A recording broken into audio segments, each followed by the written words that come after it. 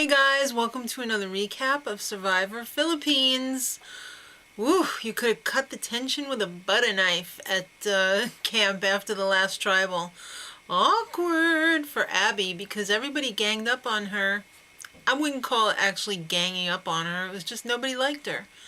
Probably because she's a horrible person. Just saying. So Jonathan made the mistake of actually talking to her.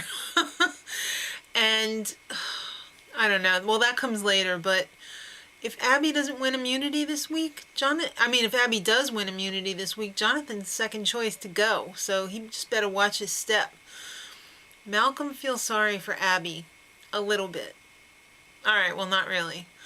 So it's time for the food auction. I look forward to this every Survivor, and they didn't actually have it last Survivor, so it was nice that they had it this time. Everybody got $500 in their little food auction envelope, $500 US. First item up is a pancake breakfast. Denise got it for $500. Way to bargain. She just was like, $500, okay, that's mine. Wine, cheese, and it looked like figs. They never said. That was for Scoopin'. $500, and he doesn't even drink wine. Jeff's like, I'll take that off your hands. I bet you will, Jeff. Then iced coffee and donuts. Malcolm got that for a steal for $200. Then Penner got the first covered dish for only $100, and it was a giant vat of fried chicken and French fries. Looks delicious. Then another covered one. It happened to be a baked potato with some fixins, so like a potentially loaded baked potato. Well, Carter got that one for $200, but then Jeff was like, no, wait. I will give you all of this rice and beans for the entire tribe if you want to trade your potato for that. The one thing that really makes me feel bad in Survivor is when they have the food auction and somebody doesn't get to eat. So immediately I felt horrible for Carter because he decided to take the trade. He's a freaking hero. I love it. He's the most underrated player this season. Carter, he traded it, and the next one was another covered one. But Lisa outbid him on that one. For $320, she got a giant sandwich. Oh, looks so good. Why does the food always look so good on Survivor? I'm certainly not starving. They just make it look so good. Then Abby got in on the next one. When Jeff showed it was the clue, an advantage for the next challenge, or for in the game, actually, he said. She immediately said, Jeff, $500, and she got it. So she was pretty happy with herself. It was a no-brainer. She had to go get it, otherwise she was gone. Then the final cover dish went to Carter for $200, and I thought, oh, thank God, finally he's going to eat something. It was veal shanks. But it was for the entire tribe, and they had 60 seconds, no utensils. So it was good in a way that everybody got something to eat, but I felt like Carter got gypped a little bit. I hate when that happens. So back at camp, Abby is feeling like the cat that swallowed the canary. She's all confident again. She's not all crybaby-ish. And humble Abby has totally turned into C-word Abby. And by C-word, you know what I mean, ladies. She goes off and she reads the clue, and it says that you have an advantage in the final challenge. You get to skip and go right to the end and have a 1 in 3 shot. So in her mind, that's not enough. She's going to make everybody think that she got some sort of a clue to a 4th immunity idol. And she now has chosen Malcolm to be in her 2-person alliance. Unbeknownst to Malcolm.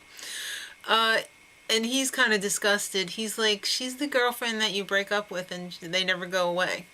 I'm going to have to agree on that one. It's time for the immunity challenge. And of course it's in stages because we got that clue that she goes to the final stage. So there's also an added little bonus to this one. Jeff asked a question at the beginning of each round, and if you get it wrong, you have to add 5% of your body weight. That's horrible. A lot of people were getting stuff wrong. Carter got a lot wrong. The first stage was a hitching post or hitching rail, and you had to go through, you're like tied to it, you had to go through the rope obstacle. So 5 people from that moved on, which means only one was eliminated. Unfortunately, that was Lisa. She's probably the least athletic besides like Abby and the tribe. Second stage was a bamboo pole fortress, and you had to go through, the rope is all twisted around it. So only 3 people moved on, and since Abby's one of them, it was only 2 people, and that was Penner and Carter. So the final stage was a multi-level, you just untie the knots. I'm gonna call BS on that one. It almost seems like it was made for Abby to get the immunity, to win immunity. I don't like when they manipulate the game like that. I just don't think it's right. And believe me, I'm sure they could manipulate it, and they did. Just my opinion. So, at the beginning, when they revealed that Abby had the advantage, she tried to play a little tricksy on everyone by saying that there's 2 parts to this, and I will only read the first part, which was everything that it said. There was no second part.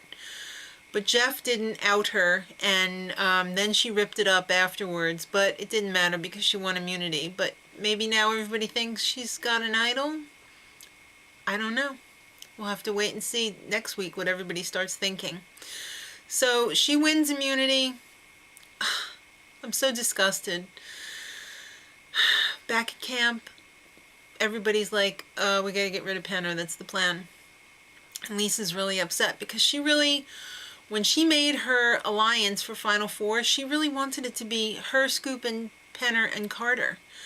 And Penner made a fatal error by saying he did not want to commit to an alliance.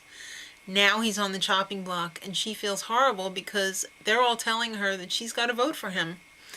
So Penner starts scrambling because Lisa tells him that he's going home.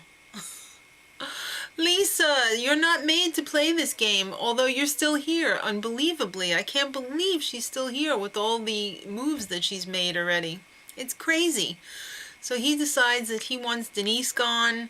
He's trying to get everybody to vote her off. He tries to appeal to Subbin, and Subbin's the swing vote.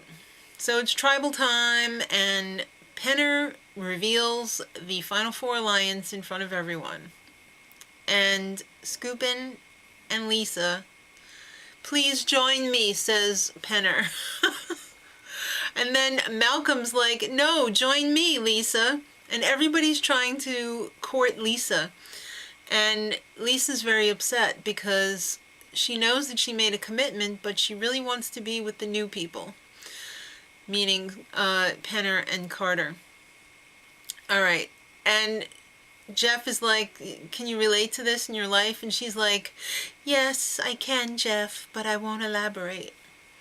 Poor Lisa. I really feel bad for her because she seems like a really fragile person, and I know that, I believe either her divorce was final or she filed for divorce like right before she left to film the show. So it's got to be weighing heavily on her. Now it's time to vote. And the funniest part of the show was when Abby went to vote and she couldn't fold the freaking thing right. She was like, okay. Penner's voted off by 4-3. They really pulled out the suspense there right down to the last vote, as usual. And Penner says, no hugs for you, Abby. And that was pretty funny, too. And then he went off whistling. It was kind of cool. Next time on Survivor, it's Family Day. And, of course, Lisa's emotional. And Malcolm's brother shows up, and he's got a big mouth. I think he ruins it for somebody. Till next time, much love.